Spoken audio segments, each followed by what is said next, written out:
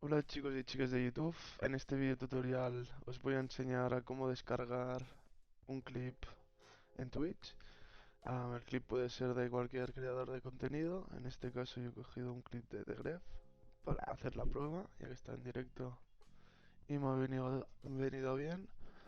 Y para este tutorial no necesitaremos ningún programa externo, solo el Google Chrome o el Edge, el que utilicéis. Y solo tendremos que ir al link, seleccionamos el link, borramos donde pone Twitch TV y ponemos clip r.x, y z.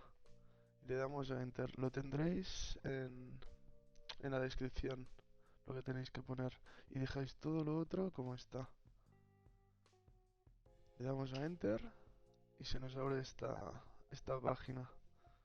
Desde aquí nos va a permitir diferentes calidades. En este caso yo lo quiero en HD, así que 1080. Y como veis ya lo tenemos descargado.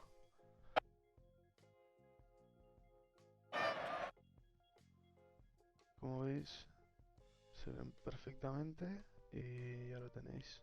Así que si os ha gustado el vídeo, dale like, suscribiros y nos vemos en el próximo vídeo. Adiós.